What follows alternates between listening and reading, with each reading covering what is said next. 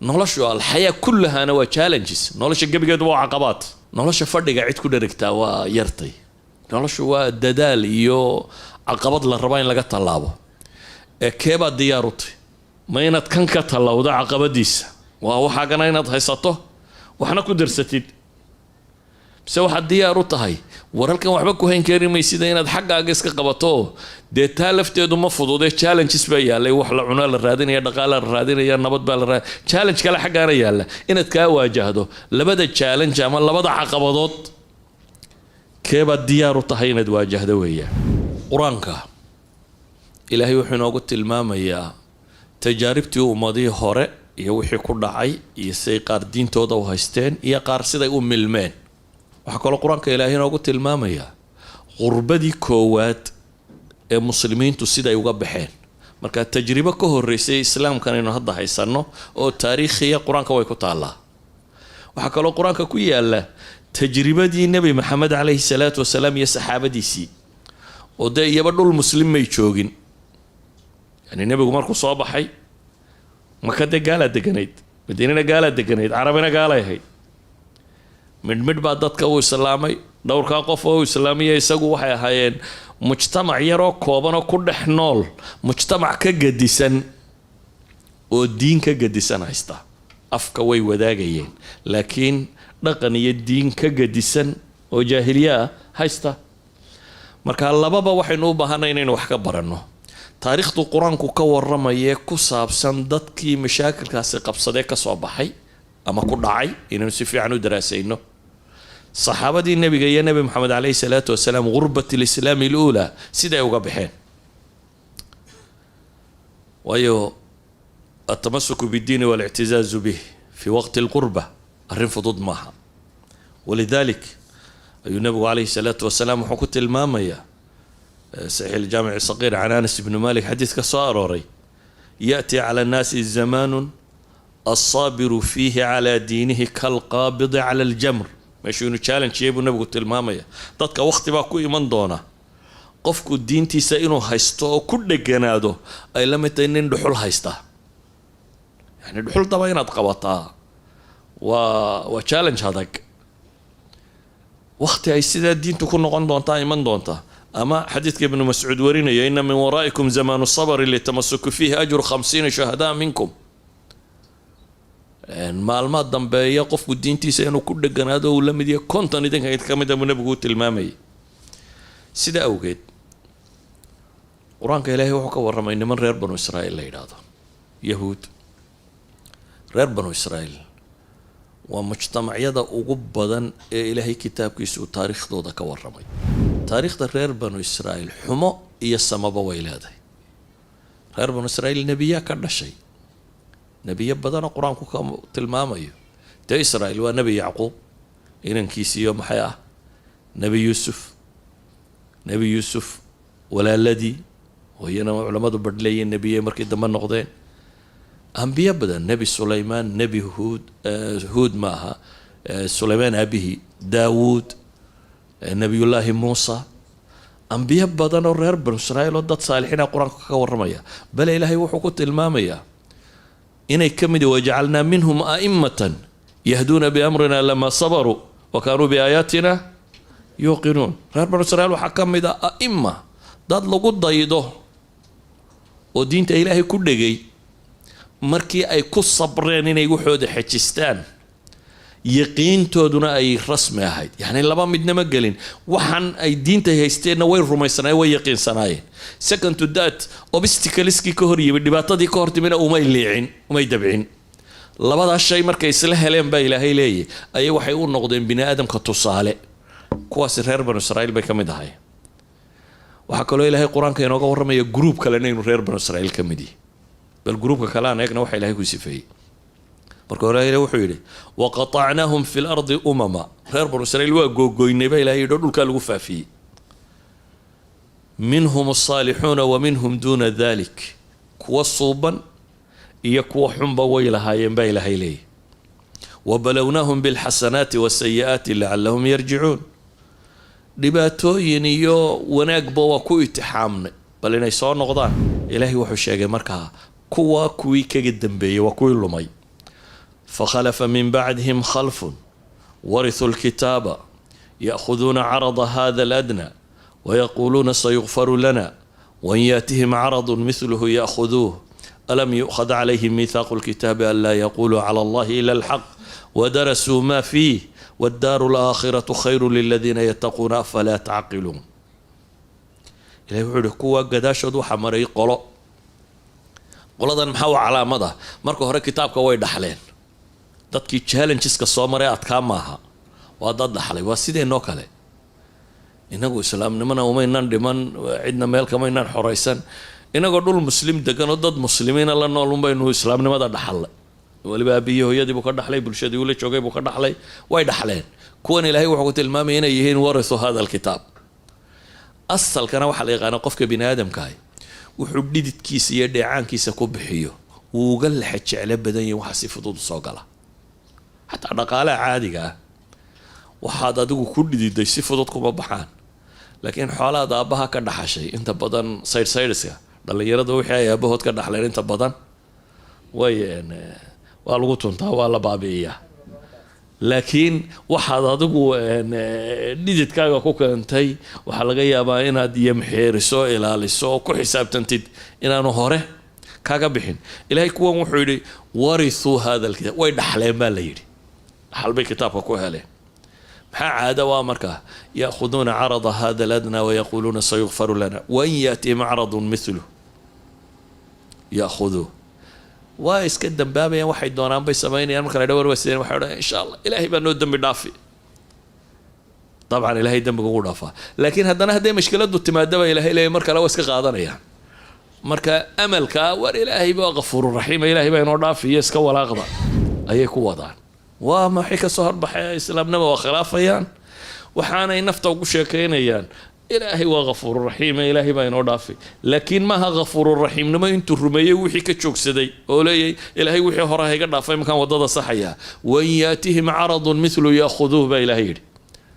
tii ku labaadoo la mid a hadday soo martana halkii bay ka wadayaan waa qaadanayaan baa ilaahay yidhi ilaahay markaa wuxuu yidhi war kuwan miyaan ballan ilaahay ka qaadin inay de xaqa ku sugnaadaan oo diintan ku sugmaan oo aakhira inay dambayso ogaadaan qola waa nooca qola kalena ilaahay wuxuu yidhi waaladiina yumasikuuna bilkitaabi wa aqaamuu asalaata inaa laa nudiicu ajra almuslixiin waaladiina yumasikuun kuwa kitaabka qabqabsanaya baa ilaahay yidhi masaka oo bitadciifa luqa alcarabiya yani waxa weeyaan markaad qabqabato waa qof aan rabin waxaan inuu ka baxsado waxaa laga yaabaa dumar qura qabto ay ka siibato qofka caadiga inuu iska laakiin kani waa qof raba maxay inuu xejisto kuwa xejisanaya baa ilaahay yidhi kitaabkan ee salaada oogaya kuwana ajarkooda dayici maaya ilaahay yidhi idan waa laba miduun inaynu dhahno insha allah sayukfaru lana waa caruurta waa iska hagaagi doontaa diinku waa arrimaha diinta oo dhamme ay noqdaan insha allahu inaynu sayukfaru lana ku dhisno ku binayno وعلى هذا المذهب قادرنا يينا نقادرنا مذهب التمسك بالكتاب إنه نحكي سنه جيل كهر الصحابة دو سيداي وقبحين صور يركوبا بما حد كسيني أفرتي السورة دو القرآن كوجه الرئيس ودقة علماء واحد سكوا فقسيهين أفر سورة دو قيبة وجه الرئيين القرآن كوسه ردقين والله جاي أبغى الروايات كويس نافين هي أفرتني سيو كله الرئيين أنا دركته لكن أفرت سيني هنا أفرت وجه الرئي أي بديبة علماء التلمامان وسورة العلق أنت وجه الرئيسة اقرأ باسم ربك الذي خلق خلق الإنسان من علق اقرأ وربك الأكرم الذي علم بالقلم علم الإنسان ما لم يعلم آيات كوجه الرئي وسورة المدثر آيات كوجه الرئي يا أيها المدثر قم فأنذر وربك فكبر وثيابك فطهر والرجز فاهجر ولا تمنن تستكثر ولربك فاصبر وسورة المزمل آيات كوجه الرئي يا أيها المزمل قم الليل إلا قليلا آيات كوجه هي سورة القلم نون والقلم وما يسطرون ما أنت بنعمة ربك بمجنون حول ما ذو يدهدان waxyigii koowaad ee nabi maxamed ku bilaabmay wuxuu ahaa waxyi aan si fudud loogu sheegin si xooggan loogu sheegay yani dhowr jeer buu jibriil halkan qabto intuu nafta isugu keenay nabiga uu yidhi iqra uu nabigu lahaa ma ana biqaari xataa markay neefta ku dhagaadho uu sii daayo uu leeyahay iqra waxay culamaadu yidhaahdaan الأصل في التعليم وإن سفد ضل يسوق الشيء لكن هذه المسألة وحل الربيبي لي في قمة الانتباه والصحوة إن أرنك صوص عضا وحفظوا دينان وهينين لسوت شيء ديو أفرت الشيء محي شيء يعني وجوه الرأي آيات كان يكور رميان لبس صورة ضد مسألة العلم بيكور رميان اقرأ باسم ربك الذي خلق الإنسان من علق اقرأ وربك الأكرم الذي علم بالقلم علم الإنسان ما لم يعلم النون والقلم وما يسطرون هاي علماء يدهدان وحي مسألة تلمامسة بالجهل إن الدين لغو حجين كرين يدو جاهل ليي إن وحبل حجين كرين أصل كدين تنا إن كوسا ليسان تاي عرب أختي جدي وحل غيابا أقون دتك وقدام بيينا هي baahiyahay qabtee kale waxa laga yaabaa hadii adiga lagu oran lahaa maxaa lagu islaaxin lahaa cadaalada hal raadiye kana raadiye wax badan oo kale inay tilmaami lahayd laakiin mas'alatu tawxiid wal ilmi bay dhaadaan waa wada socotay asalku wuxuu yahay markaa aqoon ilaahay la barto rusushiisa la barto aakhira la ogaado ilmi baa lagu xijin karaa waa shayga koowaad ee laga fahmayo bay dhaadaan shayga labaad ee laga fahmayo aayaadkani waxa weeyaan bay leeyihiin qofka bini aadamkii ama isaga dacwo wada ama isaga dacwo loo wada ama adaa lagu raadaynaya adaa sii milmayo sii socda maalinba in muquuranaya ama adaa wax raadaynayo groupkaaga isku dayay inaad biiriso halkaaga inaad ka dhaqaaqina inaad cid soo biirsato adaa isku dayaya sawgeed baa ilaahay wuxuu ku bilaabay yaa ayuhal muddathiru qum fa andir wa rabbaka فكبر كان استودوبا يوبا ليلي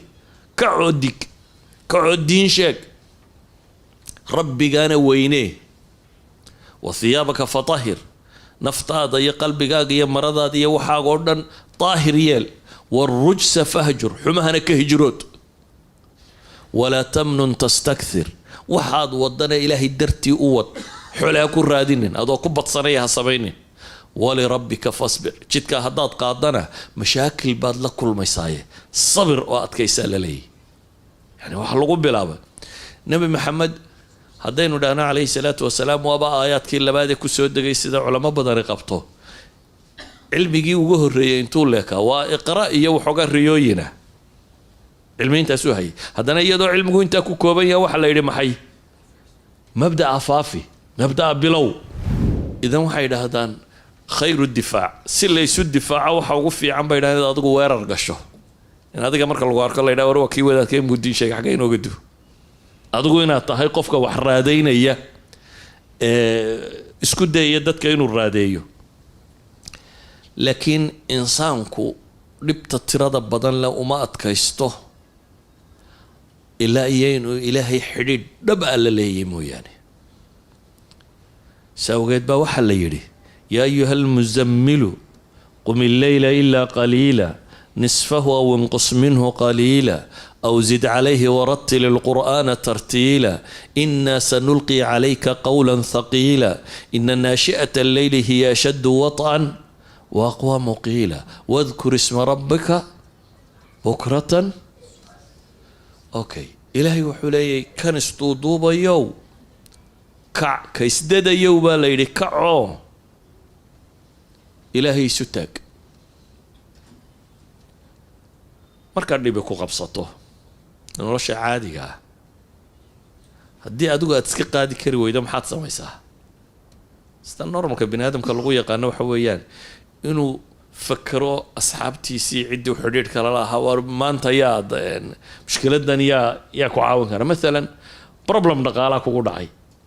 marka koowaad aad mushkiladda xalili karay waxa sooraysa bartalo yaad wax ka soo amaata ama wax ku siiya marka maskaxdaada markaaba waxa ku soo degdegaya midhadhkii xidhiidhkii nuu fiicnay ama hanti haystay ama wax ku dhaamay ama caynkan aad tiraahdo war bal waxa ama hema inaad wax ka weydiiyo inaad wax ka heshaba waa suurtagal qofka muslimka ee dhabta ahi markay dhibi ka hor timaado xalka koowaad ee uu raadiyaa waxa weeyaan rabbu samaawaati wal ardi inuu xidhiidh la sameeyo man biyadihi malakuutu kulli shay ilaaha gacantiisa wax waliba ku jiraan albaabkiisa inuu garaaco sawgeed baa nabi maxamed markay dhibtu ka hortibay ilaahay wuxuu leeyahay yaa ayuha almuzammilu qum illayla ilaa qaliila kanis dadayow kanis duuduubayow kac habeenkii intiisa badan in yar mooyaane nuskii ama wax yar ka yaree baa layidhi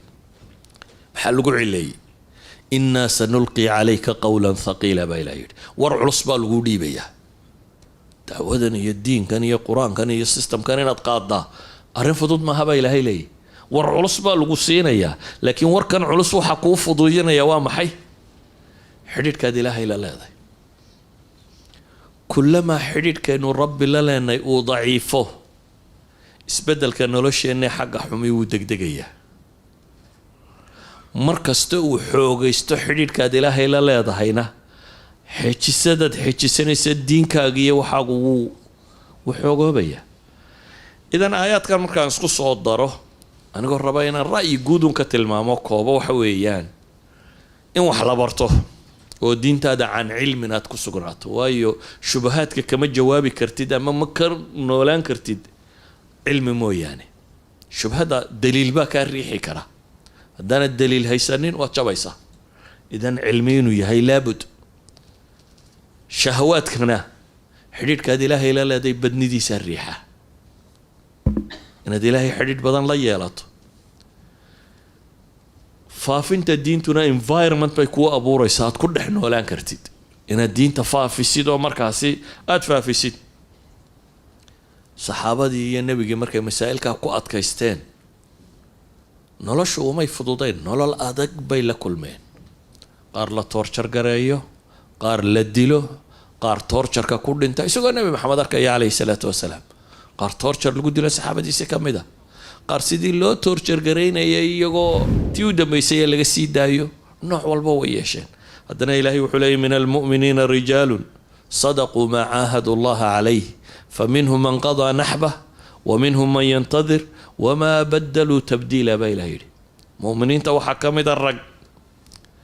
ka run sheegay waxay ilaahay u ballan qaadeen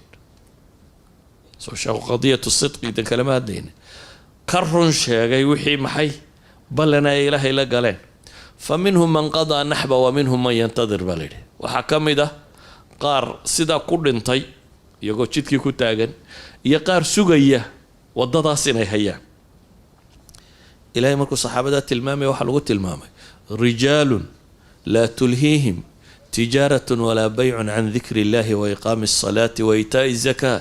يخافون يوما تتقلب فيه القلوب والأبصار والركبة إلهي إليه كواسي أنا مشغولين تجارة يا بيع يا وحقدست يا بيع مش لعق حوكسيغو أما الدنيا حوكسيغو أنا كم مشغولين عن ذكر الله إلهي حسكيس يا وإقام الصلاة وإيتاء الزكاة صلاة دوغستيدا marar badan waxaa idhahdaa su-aalaha soo noqnoqda had iyo goor waxaa ka mid ah salaada iyo shaqada sheekh dee shaqadii maxaan sameeyaa salaadiiba caynkan salaadiiba cayn waayo shaqada xaggeena muhima laakiin tan kala agteenna ah taqiilka loo raaday shaqada qiil u raadin maysid iyada shaqada waa shaqo waxaa u baahan in qiil loo raadiyaa waa maxay waa salaada iyo saa loo tukanayay إلهينا وحطوا الماما قولة تموح لقسفين يهين رجال لا تلهيهم تجارة ولا بيع عن ذكر الله وإقام الصلاة وإيتاء الزكاة وايو يخافون يوما تتقلب فيه القلوب والأبصار ما لم بيكعب سنة يعني دات شقدين لغير يرقى على الدرات كير عب سنة لكن قولة وحي كعب سنة يعني ما لن قلبي يدا إيو قرات كي يندو يوحبق القلمان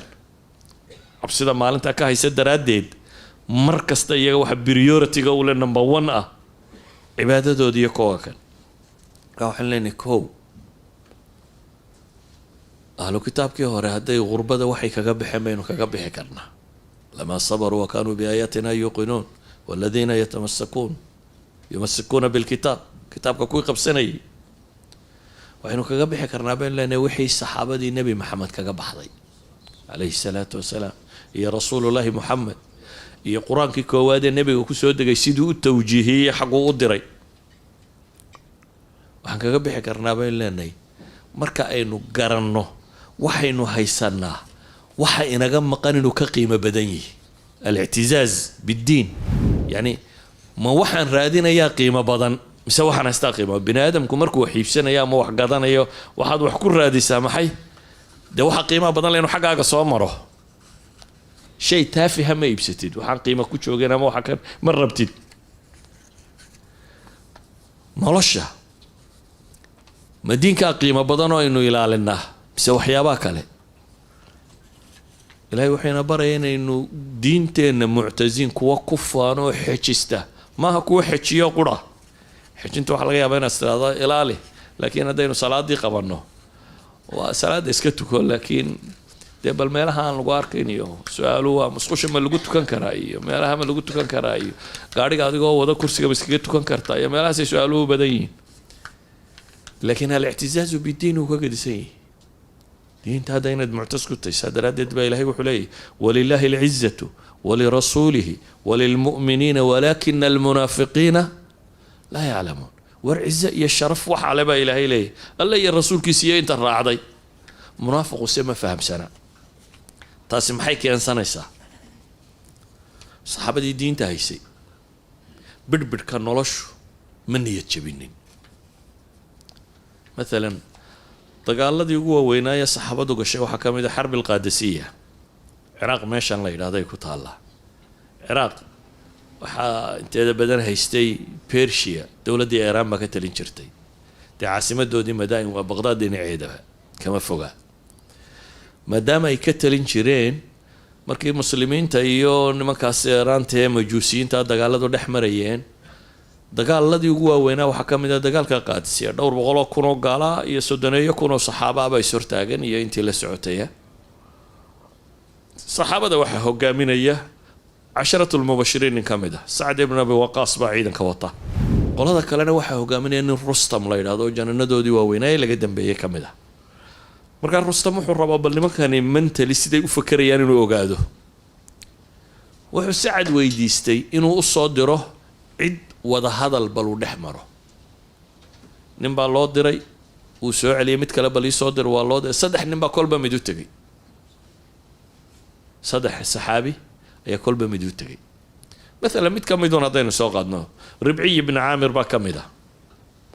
ninkani wuxuu rabay inuu hanjabiyo saxaabada tan oo uu tilmaamo waxaan soo saaray gaaja iyo dhaqaalo doon hadday tahay inaan dhaqaalo bixiyo marka sariirtii boqortooyada meel la dhigay dabeetana red carbetiska ayaa la wadhay dhulaad u ballaadhan ninkan muslimiinta ka socda faras yaroo gaaban buu wataa waa nin intaasoo bilood dagaal ku soo jiray dee ninay ka muuqato adduun iyo dhaldhalaalkii maaha rabiy ibnu caamir oo faras yaroo gaaban wataa soo baxay dabeetana markuu soo gaadhay meeshoodii buu iska soo dul eriyey faraskiisii kama degine waxay culamada taariikh sheegaan barkimooyinkii meesha teedsanaa mid ka miduu faraska ku xidha dabeetana uu ka soo dhaadhaco uu xagga usoo dhaca waxay yidhahdeen boqorka saan looguma tago hubka dhig boqorka adigoo hubsita looma tago wuxuu ku yidhi boqorku isagaa ii yeedhay anigu umaan rabine haddaad rabtaana sidaydan baan ugu tegayaa haddaydan rabinna waa iska noqonaya boqorkii waa loo sheego waxaa la yidhi rustam ninkii wuxuu leeyahay anigu idinkaa ii yeedhay ama maca hubkaygaan gelaya ama waan iska noqonaya soo daaya buu ku yidhi maca hubkiisa soo daaya isagoo wixiisii situu soo galay su-aala baa la weydiiyey markaa maa jaa bikum war maxaa idin keenay ma abaar iyo gaajo iyo dhib iyo balaaya kasoo maxaa idin keenay saxaari uga timaadeen wuxuu ugu jawaabay الله ابتعثنا لنخرج من شاء من عبادة العباد إلى عبادة الله وحده ومن ضيق الدنيا إلى سعتها ومن جور الأديان إلى عدل الإسلام إلهي بأن سوابحيي إن نكسر ردتك عدي ودونه الضوما هيس الضون سنة يانو إلهي الضوما ورقنه وحنوسع عن أبو لين البنادم كحرينه مخلوق خلينا وأضون سن إلهي يقول إن يدتك الضوما ونقضان ودتك حرية هلان فحنوسع عن أبو لين cibaadadu ay ilaahay gaar ku noqoto waxaanu kaloo u soconnaa buu yidhi inaanu dadka dunida cidhiidhigeeda ka saaro ballaceeda u saaro haddaba ninkan kaarbatyada cascas dhigtay ee carshiga weyn ku fadhiya ayuu wuxuu ku leeyahay cidhiidhigaa kaa saaraya cidhiidhigu waa qalbiga kan adduunku qiimo ulama fadhiyo weyn kaarbatyadan iyo waxaan ninkan ku fadhiyaa wax weyn oo qiima uma samaynayso waxaa kala fiican cadaaladda iyo maaragtay tawxiidkiisa iyo diintiisa iyo waxaa istaa kala fiican marka wuxuu leeyahay adduunka waa dhib baad ku qabtaaye cidhiidhigan adduun baan kaa bixinayaa waxaan kuu saarayaa maxay ballaca adduunkan ku geynayaa buu leeyahay waxaan kaloo u socdaa buu yidhi diimaha dulmigooda inaan kaa kaxayno islaamka cadaaladiisa kuu saaro yacni mowqifkani wuxuu sawirayaa ninka kani walow uu meeshan nin ka xoolo badan oo ka bidhbidhka adduunyo kaga fiican uu taagan yahay inuu muctaz bidiini yahay diintiisa wax u dhigantaa inaanu jirin inuu rumaysan yahay taasi waxay keensanaysaa inuu qofkani diintiisa ilaashado ilaahay wuxuuna leeyahay xataa haddii sida kaloo dhan laydinka xoog bato walaa tahinuu walaa taxzanuu wa antum laclawna in kuntum mu'miniin war ha liidanina baa layidhi ha murugoonina idinkaa koreeya haddii iimaanu jiro hadaad rumaysan tahay rabbigaayo ku xidhan tahay adaa koreeya qisa labaad haddaynu tilmaamno oo saxaabadan reer maka ahaa ee nebi maxamed calayhi salaatu wasalaam rabbayay say u muuqdeena markii bayt almaqdis muslimiintu ay furteen bayt almaqdis ninka furanayay ciidankaasna nin kaloo casharat almubashiriin ah hogaaminayay cubaydata bnu ljaraax ayaa ciidamada watay dabeetana qoladii masiixiyiinta meesha joogtay waxay yidhaahdeen shardi ah furaha sulxi baanu gelaynaa saasaananu idinkula heshiinaynaa laakiin furaha wuxuun baanu u dhiibaynaa amiirulmu'miniinkiinu ha yimaado isagaanu furaha ku wareejinaynaa sidii buu ku soo baxay abu cubayda cumar buu la hadlay wuxuu yidhi nimankii saasay yidhaahdeen dee haddaad noo iman karaysa kaalay cumar wuu soo baxay wuxuu rabaa firihii bayt almaqdes inuu la wareego meeshana isaga furaha loo dhiibo mucaahadadii la galayna sidaasi ay ku hirgasho wuu soo socday markuu meesha in yar u soo jiray ayuu wuxuu soo maray dhul dhiidh iyo roob helay oo dhooba midhana dabeetana daabadii uu fuushanaa intuu cumar ka daadegay oo labadii kaboodna la baxay ayuu labadii kaboodna halkan ku soo qaatay neefkiisiina soo hogaamiyey dhoobadiina iska soo dhex socday abaa cubayda iyo ciidamadii muslimiinta raggii soo dhaweynaya ka hor yimo abaa cubayda wuxuu yidhi cumarow ma jeclin maa yusiranii ana ahlu lbaladi istashrafuuk xadiidka xaakim warinayo magaalada dadkeedii iyo madaxdeedii inay ku arkaan sidan adigoo ninkan faydan ee cagaa dhoobada kule ah in lagu arko maan jecli buu leeyahy cumar eraygii wuu dhibsaday adiga cidan awah low yaqul hada hayruk buu yidhi abaa cubayda waxaan jeclaan lahaa midaan adiga ahayn inuu yidhahdo abaa cubayda adiga waa kaa xishoonaya buu leeyay laakiin waan ciqaabi lahaa nin kaloo aan adiga ahayn inuu yahay marka waa ka xumay buu leeyahy low hayruka qaalaha mid aan adiga ahayn ma warkaasi ka soo baxa buu leeyahy dabeetana cumar wuxuu dib ugu noqday taariikhdoodii abaa cubaydaba waa ogiyey laakiin wuxuu yaro raboon isagoo amiirulmu'miniinku u muuqda amiirulmu'miniin xagga dharka iyo haybadda inuu meesha yimaado laakiin cumar wuxuu ku leeyahay waxaanu ahayn inaa kunaa adalla qowmin dad aada u dullaysan baanu ahayn ilaahay diintan buu nagu ciseeyo dad nagaga dhigay buu leeyahy markaanu carab ahayna dhulkaygii joognay dad dullaysan baanu ahaan jirnay laakiin ilaahay wuxuu nagu ciseeyo nagu sharfay diinta tan haddaanu ka raadina buu leeyahay sharafta meel aan diintayada ahayn ilaahay waa na dullaynaya ilaahay diin buu nagu sharfaye waxaan diin ahayn haddaanu sharaf ka raadina waa dulloobaynaa waxaynu uga dan leenahay qofku muctaz bidiinihi inuu rumaysnaado in wax ka maqan yihiin inaanu ogeyn bidhbidhkan adduunya inaanu qiimo badan ku lahayn taasi waxay keensanaysaa inuu diintiisa xoog u xejisto ilaahay isagoo nebi maxamed la hadlaya calayhi salaatu wasalaam wa min waraa'ihi saxaabada lala hadlaya waxaa la yidhi fastamsik biladii uuxiya ilayk inaka calaa siraatin mustaqiim wainahu ladikrun laka waliqowmika wasawfa tus'aluun ilaahay wuxuu yidhi xejiso fastamsik biladii uuxiya ilayk wixii lagu soo waxyooday xejiso waayo jid saxa baad ku sugantahay baa ilaahay leeyahy jid quman baad ku taagantay wainahu ladikrun laka waliqowmik qur-aankaas iyo waxyigaa iyo diintaa laguu soo dejiyeyna sharaf buu kuu yahay adiga iyo tolkaaba baa ilaahay leeyahy ilaahayna wuu idin weydiin doonaa marka wixii ugu qaalisanaa inaynan siisanin maxay wax liita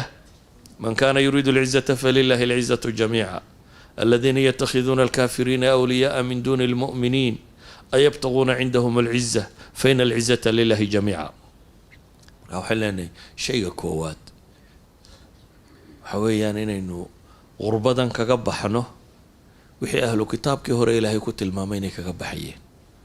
إنه كجبحنه وحي صحابة النبي محمد عليه الصلاة والسلام كجبحضي إنه معتز كوهانه ضد كفانية وانقرصنين دين تترين إنه نقانه وحين لا كل ما مركه إنه وحن شيء إنه معناه دماها nolosha dhan baa iska fududaanayso gaal ku dhibi maayo nolosha wax maya system dhan oo dhisan oo waxaan ka soo horjeeday inuu nimi laabud min tadxiya waa laabud in culays ka hor imanayo challenges ay jiraan oo dhib ay jirto laakiin waa maxay taxadiyaadka in geesinimo iyo sabir lagala hortago geesinimadu goob dagaalo qura maahe geesinimada adabiga ah baa ka roon kalimatul xaq inaad markasta ku dhawaaqi karto waxaaga inaad muujisan karto inaad ku dhiiran tahay mabaadi'daada inaad xejisan karto ولذلك با إلهي رير بنو إسرائيل كي هاقاقي وحولي وجعلنا منهم أئمة يهدون بأمرنا لما صبروا وكانوا بآياتنا يوقنون يا أيها الذين آمنوا اصبروا وصابروا ورابطوا واتقوا الله لعلكم تفلحون وركوا إيمانك لقاها ليوبا إلهي صبرا والله الصبر لك تبال ليه مشاكل كوكو بدن دونايو وبني آدم وحن كالو إذن كهر إيمانا ياي إذن كصبر بدن نبا إلهي ليه ورابطوا في ثغوركم قوابها أتكو جرتان إنه فيسيدين نحي جسته إلهينا كعب صدا وقوليسان دون تنبا إلهي ليه سبحانه وتعالى انت كدب حينو باهرنا هاي نوع من الحكمة نوع من الحنكة نوع من اللباقة نوع من الرفق يدوم مبادئ كو حكي سنينو هدنا انت اينو si fudud wax u wadi karna inaynu wadno marka qofka la yiraahdo diintaada xijisa dadka barba u fahmaan cunfi iyo dagaal iyo qalafsan iyo insida maqiiq meel kasta kala hortag sidaasna ma sax maaha waxaage hayso xijiso laakiin de martaatay usulubna u noolow yu'ti al-hikmata man yasha wa man yu'ta al-hikmata faqad utiya khayran kathira wa ma yadhakkaru illa ulul albab Aisha ayaa waxay sheegaysaa xadiiska sheekhaynku warinayaan walaa nabiga u timi iyagoo de ku jeesteesayo caayaya markaas waxay ku yiraahdeen assalaamu calaykum assalaamu laamka laga boodaya laakiin waxa la iska dhigayaa in iyadii la yiri assalaamu calaykum waa geeriyo korkaaga haato waa habaar assalaamu calaykumna waa rabbi ha ku xifdiyo nabadgelyo wanaag korkaaga haado assalaamu calaykumna waa mawd iyo geeriyo balaayo korkaaga haato dabeetana Aisha inta carootay markiiba waxay tiri bal wa calaykum assalaam wal la'ma idinka arada alle iyo geeridiisa nacdashiga korkiina idinka ha haato bay tiri nabigu calayhi salaatu wassalaam isagoo kuwana maqlaya wixii ay yiraahdeen Aishana maqlaya waxay tiri أيوة عائشة هدنا تلصينا يا وحلا يا عائشة إن الله رفيق يحب الرفق في الأمر كله عاشاي إلى هو الرفيق وكسيد بعسن تتكون مرية يحب الرفق في وحول بنين سيد مرسل الله سمايه أي قال عليه سبحانه وتعالى عائشة وحي مود نبغينا أنو مغلين ملا دمرتني يعني وركيبان مغلينه أو لم تسمع ما قال وحي كهد لين مياد مغل إلهي رسول كيسيو قد قلت وعليكم بنقول ومقلي يعني وعليكم من بان دوسو قابي وحنا قدنا لنا هي حديث الرواية إمام مسلم حيث الإمام إن الله تعالى رفيق يحب الرفق ويعطي على الرفق ما لا يعطي على العنف وما لا يعطي على ما سواه رواية كلام إمام مسلم ورينا الرجينا يدنا وحي شيء عليك بالرفق وإياك والعنف والفحش إن الرفق لا يكون في شيء إلا زانه ولا ينزع من شيء إلا شانه وحنا قدنا لنا يوم عقيدتنا يا مبادئنا يا أخلاقنا يا دقنكنا دمانتودا أن حجسنو تا معناهedana lagama fahmayo cunfi iyo المشاكل كلام أبور lagama fahmayo ee waxa laga fahmayaa inaynu aqeedada islaamiga iyo dhaqanka islaamiga inaga dul muuqdaan qadiyada kale aan tilmaamayo waxa weeyaan وإننا كلا قرنا محان قادنا محان كتجينا وإننا كلا قرنا مينو ميد مينا وينو بابا إنا ذوبان مسي اندماج halkan markaad joogtaan erayaal la idin sharxa la yiraahdo maxay assimilation iyo integration dadka baadbay yiraahdaan geetobay galaan qaarna way assimilate gareeyaan qaarna way u dhaxeeyaan oo waxay galaan maxay integration geetog waa intaad meel isku qafulso xira yareeda wax walba may tiraahdo taade adigu bay ka suurtagal tahay yararkaaga iyo islaamaaga waxa kan kama suurtagalaha in dad meel isku qafili kareysana kaagi baa ku roonaa inaad isku qafisho وارد حقنا صباحي كدر سمكونا دوا هذا أردنتي وسكملنكو وحصوا هراي وحيجونا ينقوا عديان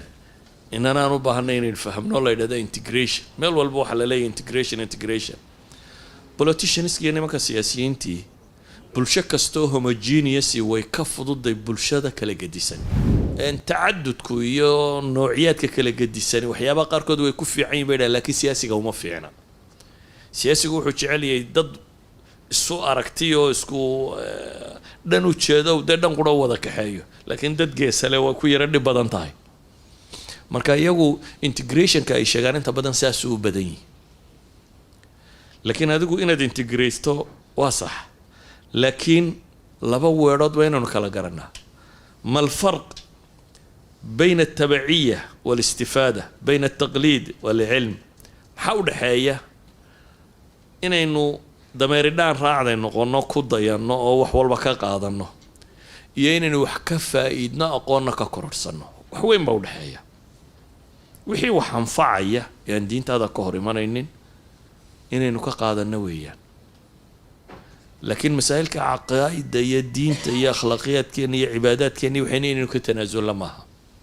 إنه كتنازل معها بركوا إنه كلا جرنا نبي عليه الصلاة والسلام وحط المامية إنه يدعي دونته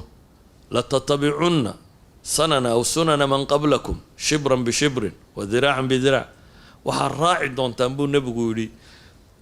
ودوين كده كيدين كهرية تاكا يدودودون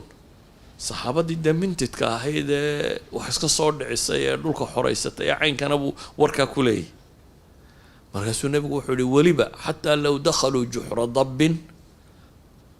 لاتبعتموه أو لدخلتموه حتى هدي قد مسلوا علي قد مسع علي هدي قلان وكذا بقى لي يسمون النبي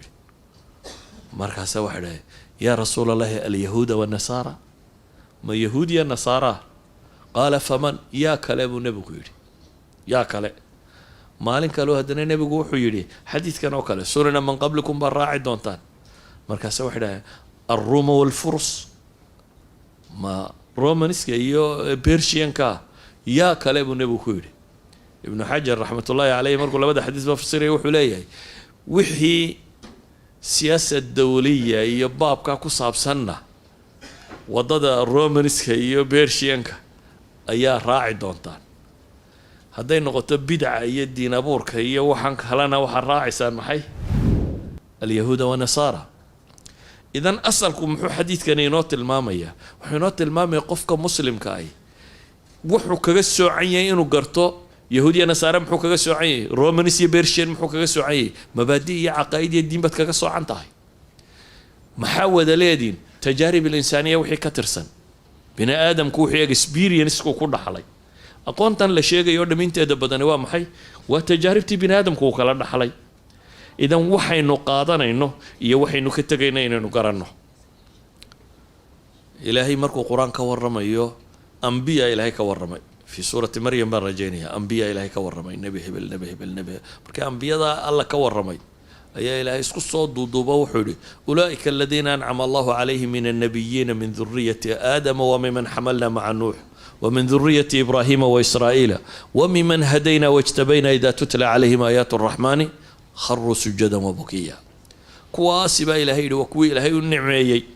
ذرية النبي آدم يكوي النبي نوح نبي إبراهيم يا نبي إسرائيل وحي دلاني أنت أنو هنون نبي إلهي لي إلهي آيات كيسا كي مقلان وخضوعانا وسجودا لكن جروب كان النبي هذا كبحسن با إلهي طلبا بهدنا فخلف من بعدهم خلف جروبا كوا دبا مريبا إلى هيري ووضدوا دي كواعد محي سماية أضاعوا الصلاة واتبعوا الشهوات فسوف يلغون غيا صلاة يضيعين شهوات نفسي وحي ربطي يسكر راعين كواس النار تقليا بالوت الماما محان وقدون لنا مركا إلا من تاب وآمن وعمل صالحا فأولئك يدخلون الجنة ولا يظلمون شيئا وحنو دل لنا لنا حي وين نقرنا وحي هاي سنة وين نقرنا تجاربتي هوري إلهي وحي نوت الماما يدول وحي للربي إني كتغان مو يوحي للربي إني حجستان كدعي ومحاكم ذا مثلا إلهي وحي الماما يوتل عليهم نبأ الذي آتيناه آياتنا فانسلخ منها فأتبعه الشيطان فكان من الغاوين وحددك كو آخر دابا إلى هيدي وركي كي أنو آيات قسيني مدين قرن أيوها حاكو دعي فانسلخ وكسيب ميبا إلى هيدي دابتنا شيطان يقروب كاسو كبير كا إلهي مركو تلمامي وحاليدي فمثله إلهي وحو مركو صوت المامي هدي إلهي دون يوقف كان يقف سقم بنقول الله وكال صوشيك وحاليدي فمثله كمثل الكلب إن تحمل عليه يلهث أو تتركه يلهث كاتو ساليسو أي قبول لمدي باليدي أي هدي اللي إريانا عربك والله الله ديا هدوسك فرديانا عربك والله الله ديا حولاك على سيدا معها حولاك على مركز كوليل يو حاضر يمان بي حراريودان مركز يسير نبات قبان ديما حراريودان أيقول لكن مركز تبا يسوي عرب لاله كم حويان هذا الدين لو شقي هذا لو شقي واسكمت إلا المركز هرب الدين بوها يو كبعه وكتاب حر دي ودات قول كتاب حر ما هذا إنه وضع وضع عرفه تتقوى وضع كتاب حر بنغني يعني ما أنتوا هيوم بحورة ياهي يعني صلاة حورة يعني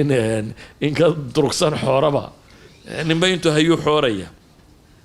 وحكى له إلهي القرآن كأنه وش يجيه شيطان كوكونا ما هدد متربسين نين وضد فرديان دد أوغار ستجا وجعل إني نجا صاران إلهي وحلي ود كثير من أهل الكتاب لو يردونكم من بعد إيمانكم كفارا حسدا من عند أنفسهم من بعد ما تبين لهم الحق إن بدنوا أهل الكتاب كمدي وحي جعل ينبغي لهينين الدين تاني دين كبحيان إيمان كدبدين قال لما يدين عليان weliba iyagoo xaq u cad yahay maray wax garteen xaasidnimo daraadeed baa Ilaahay yiri de kuwaas inayna waa joogaan marka waxa weeyaan wadcigiyo adag shaydaan oo meesha jooga qolo kale oo ku gaarsanayso meesha joogta iyo adigoo labaclabacla haday heshaan de arko waa khatar marka weynaynu kala garanaa maxaynu kororsanayna maxaynu aan dib ugu soo noqdo markaas waxaan ka bilaabayaa halkan waynu nimiyo su'aasha ah si fiican qof waliba uga jawaabo ma waxaagii adigoo haysta inaad wax ku kororsataa baad rabtay mise inaad waxaagii wax ku bedelato ninkii rabay wixiisii inuu wax ku kororsadaa waxaad haysata diin baa ugu weyneed diintii waa inaad xajisaa markaasaynu ka wada hadlaynaa adduun iyo wixii aynu kororsanayna taa haddii la waayo waa waxaygii baan wax ku bedelanayaa adna caydhiya shaqaa lagu siin diintii iyo carruurtana waa lagaala tegi adna caydhiya shaqaa lagu siin nabadgelyo iyo waxaad ku noolaatay oo kale laakiin nabaddu waa maxay nabigu calayhi salaatu wasalaam markuu inoo tilmaamayay haddii afkaartaad rumaysantay iyo bulshadu waxay rumaysayeen markay iswaafaqaan in nabad helayso wuxuu nabigu yidhi من أصبح منكم آمنا في سربه معافا في جسده عنده قوت يومه فكأنما حيزت له الدنيا بحذافيرها نينك وابريسته إساقو نبط قبا في سربي أي في قومي أو في مجتمعي أو في أهلي كوريسي ريركيسي ددكيسي كوابريس يعني بلشدي أيسكو waxaa minsanaayeen ninka kuwa bariista isagoo nabad qaba kaasoo ah mucaafan fi jasadi jidhahaana caafimaad qaba cindahu quutu yawm maanta wuxuu afka galiyana haysta ka adduunkuba wuu ku dhan yahay buu nabigu tilmaamaya yani kaasi wuxuu haystaa alamni nafsi walamni alcaqdi walamni alfikri walamni alsixi waxay sheegaan oo dhan ay ka waramaan ayaa ku soo ururay laakiin ninka waa barista fi ghayri sirbi gruubkiisi cid aan ahayn ku waa barista ee mabaadi iyo afkaar iyo caqaa'id kala gedisan la iskala hor yimaado kaasi meel khatar u jooga marka su-aashu waxay tahay haddaad rabtaan inaad waxaa haysateen wax ku bedelataanna dee waa mas'ala haddaad rabtaan wixii aa haysateen inaad haysataana wax kororsataanna waxaa haysateen sidaa u haysan lahaydeen caqligeeda wayna keentaan